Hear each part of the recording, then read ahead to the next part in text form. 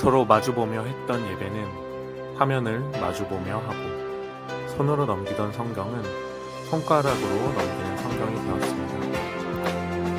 신앙생활의 모습은 달라졌지만 신앙생활의 본질은 변하지 않았습니다. 각자의 자리에서 묵상합시다.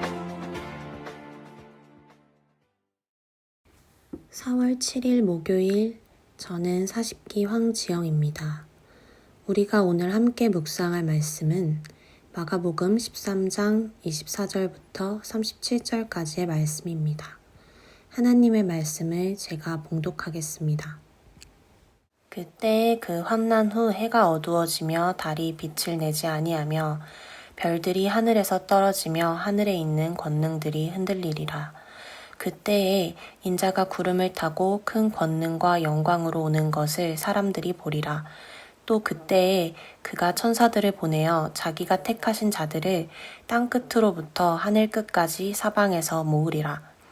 무화과 나무의 비유를 배우라. 그 가지가 연하여지고 잎사귀를 내면 여름이 가까운 줄 아나니 이와 같이 너희가 이런 일이 일어나는 것을 보거든 인자가 가까이 곧 문 앞에 이른 줄 알라. 내가 진실로 너희에게 말하노니 이 세대가 지나기 전에 이 일이 다 일어나리라.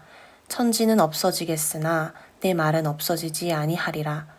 그러나 그 날과 그때는 아무도 모르나니 하늘에 있는 천사들도 아들도 모르고 아버지만 아시느니라.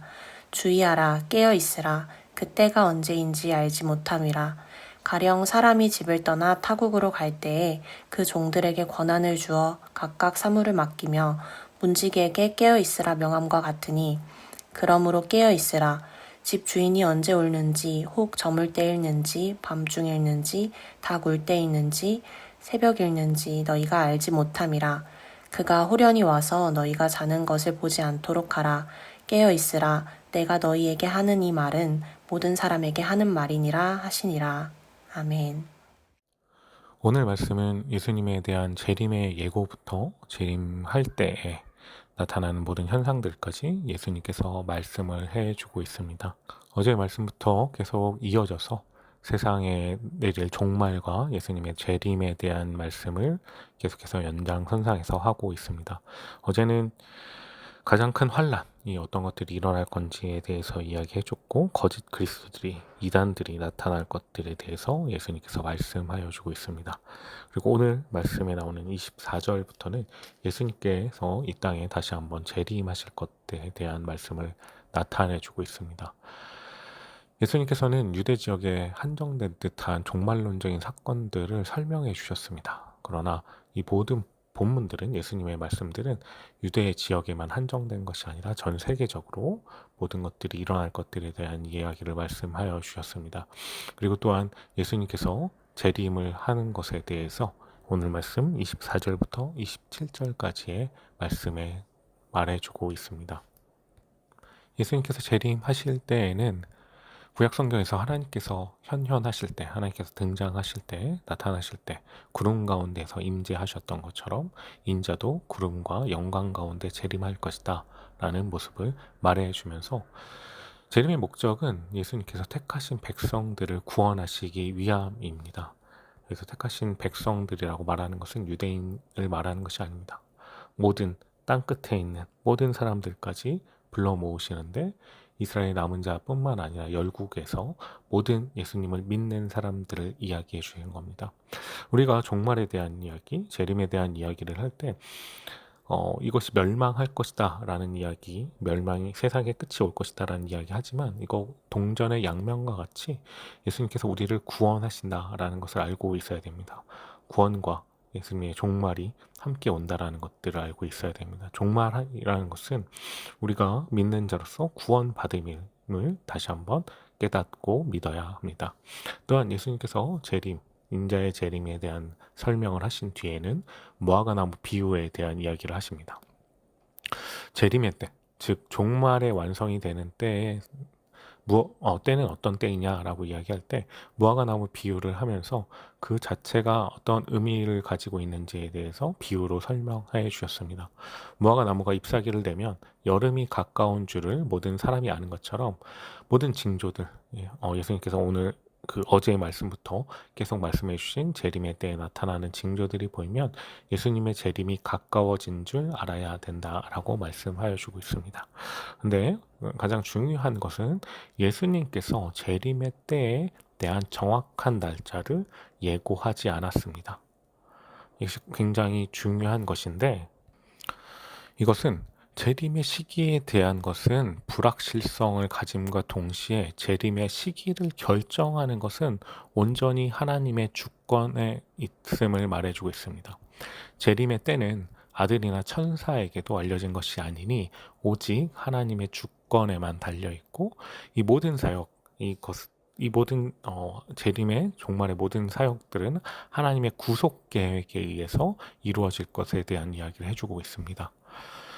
하나님의 재림의 시기를 결정한 하나님의 절대적인 주권과 또한 그에 따르는 예수님의 순종을 보여주면서 우리가 언제나 깨어 있어야 된다라고 예수님께서 권면해 주고 있습니다. 예수님께서는 하나님 나라를 완성하는 인자의 재림은 확실히 이루어질 것이지만 그 시기는 알 수 없다라는 이야기를 하시면서 이 말씀을 전하고 있는 제자들에게 긴장감을 발생시킵니다. 왜냐하면 인자는 분명히 재림할 것인데 언제 올지 모르기 때문입니다. 예수님의 재림으로 인해서 완성된 종말에 대해서 제자들이 어떻게 자세를 취해야 될지, 어떠한 삶을 살아야 될지에 대해서 문지기 비유로 말씀을 해주고 있습니다. 주인이 각각 임무를 맡긴 종들과 문지기들은 주인이 준 사명을 잘 감당하고 깨어 있어야 할 것입니다. 왜냐하면 주인이 어, 자리를 비울 때 내가 언제 돌아올 건지에 대한 이야기를 하지 않았기 때문입니다. 만약 주인이 갑작스럽게 나타났을 때 종이나 문지기들이 자고 있다면 그 종과 문지기들은 주인으로부터 낭패를 당하게 될 것이기 때문입니다. 그렇기 때문에 언제나 주인이 돌아올 것들을 생각하고 자신에게 맡겨진 것들을 잘 수행해야 된다고 말합니다. 오늘 말씀 33절에 보면 주의하라 깨어 있으라 그때가 언제인지 알지 못함이라는 말을 해주고 있습니다. 우리가 깨어 있어야 되는 것은 우리가 주님에 대한 지속적인 영적인 관계, 그리고 또한 충성, 하나님께서 맡겨주신 모든 것들에 대해서 우리가 사명을 가지고 감당해야 될 것을 말해주고 있고, 더 나아가서는 이러한 환난, 어려움 속에서 특히 재난 가운데서 택하신 그리스도인들이 받게 되는 고난과 환난 가운데서 그것들을 두려워하지 않고 용기를 가질 수 있게 하며, 더 나아가서 재림을 고대하는 것은 하나님의 나라와 영광이 성취되는 것들을 위해서 주님의 재림을 바라봐야 되는 것이고, 우리에게 주어진 모든 사역들을 감당할 수 있도록 우리가 주님의 재림을 바라보면서, 종말을 바라보면서 주의하고 깨어 있어야 될 것을 말해주고 있습니다. 하나님 나라의 완성을 위해서 제자들에게 요청됐던 것들은 하나인데, 자신들에게 맡겨진 임무를 위해서, 사명을 위해서 깨어 있어야 된다는 것입니다. 제자들에게 위탁됐던 것은 바로 복음의 전파이고, 그들은 이 세상을 살면서 예수님의 이름으로 인해서 핍박받고 고난받았습니다. 예수님의 비유에 나오는 것처럼 예수님께서 제자들에게 청지기의 사명, 복음을 전하는 사명을 주었고, 그들은 주인이 있으나 없으나 언제나 재림을 기억하면서 자신에게 맡겨진 모든 사역들을 충실하게 해냈던 것입니다.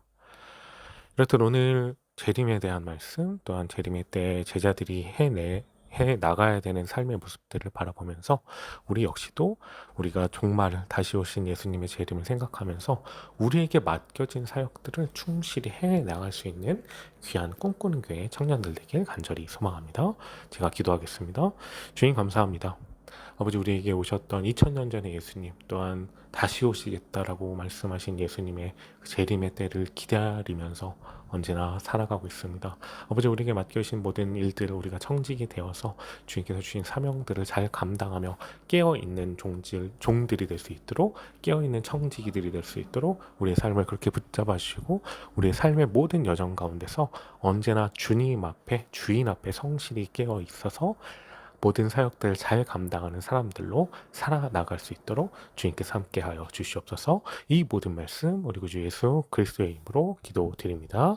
아멘. 오늘도 질문을 좀 주셨는데요. 질문을 함께 나누며 함께 이야기 나누는 시간을 갖겠습니다.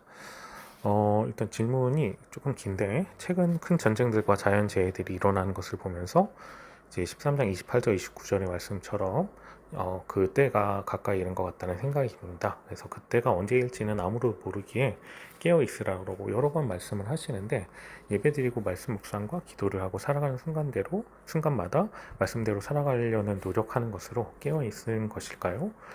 나는 지금 깨어 있다고 할 수 있는가라는 의문이 생겼습니다. 이런 말씀을 들으면 당장 밖에 나가서 전도를 해야 될 것 같고, 믿지 않는 가족들과 친구들과 만나서 강력하게 복음을 전해야 될 것 같은 생각이 드는데, 그런 삶을 살지 못하고 있기 때문입니다. 그래서 이제 질문 나옵니다.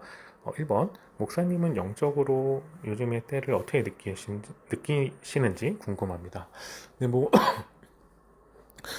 지금 오늘 말씀뿐만 아니라 이 28절, 29절의 그 말씀이 이제 이어질 수 있는 그 비유를 들 수 있는 것이 그 오늘 어제의 말씀이죠. 13장의 앞절에 있는 부분들, 자연 재해들, 그리고 전쟁이 일어나고, 또한 그리스도인들이 핍박을 받고, 또한 거짓 선지자들이 일어난다라는 그 말씀을 통해서 마지막 때, 재림의 때가 오고 있다, 가까이 오고 있다라는 것들을 알 수 있다라고 저는 생각합니다. 많은 목사님들이나 또한 신학자들도 비슷하게 이 19세기, 20세기, 21세기로 가면서 이런 일들이 더욱더 빈번하게 일어나고 있다라는 것들을 말씀하면서 비슷하게 재림의 때가 가까이 오고 있다라고 하고, 영적으로 요즘의 때를 어떻게 느끼냐라고 얘기할 때는 저희가 예수님께서 그 마지막 날에 재림하시는 날에 대한 시기를 주시지 않았기 때문에 언제나 깨어 있어야 된다라고 생각합니다. 요즘의 때가 더욱 악하다, 예전에 비해서 더욱 악해지고 있다라고 말하는 것은, 어떤 때를 비교해서 말하는 것은 조금 어려울 거라고 생각이 들고요. 다만 우리가 재림의 때, 예수님이 오실 것들이 조금 더 가까워지고 있다라는 마음으로 살아가야 된다라고 생각합니다. 두 번째는, 사역을 하시다 보면 깨어 있으려고 더 많이 노력하실 텐데 어떤 노력과 열매가 있는지 궁금합니다. 깨어 있으라라는 말에 대해서 우리가 예수님의 비유를 통해서 그것들을 정확하고 또 이렇게 쉽게 이해를 하면 좋을 것 같습니다. 이제 예수님께서는 33절에 주의하라 깨어있으라 그때가 언제인지 알지 못함이라 하면서 34절의 비유의 말씀으로 이야기를 해주시는데, 사람이 주인이 집을 떠나서 타고 갈 때 종들에게 권한을 줘서 사물을 맡기며 문지기에게 깨어있으라라고 명한과 같다라고 이야기를 해주고 있죠.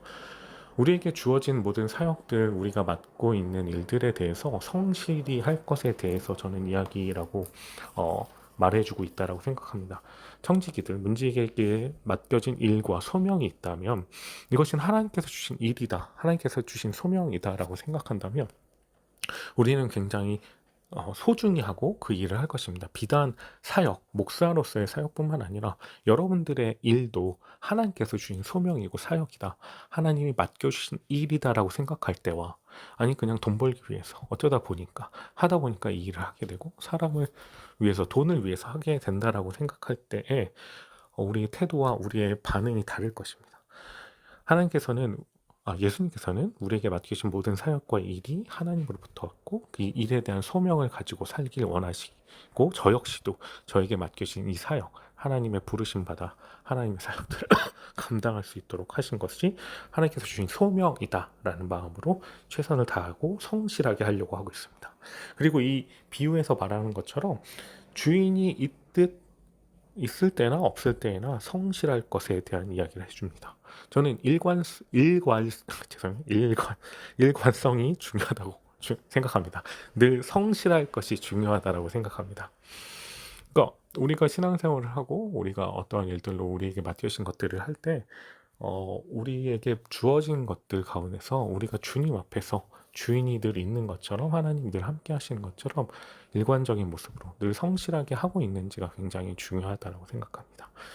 높은 사람이 있을 때 우리의 모습이 바뀌고, 높은 사람이 나가고 우리의 모습이 변한다라면, 저는 그것은 완전히 잘못됐다라고 생각합니다.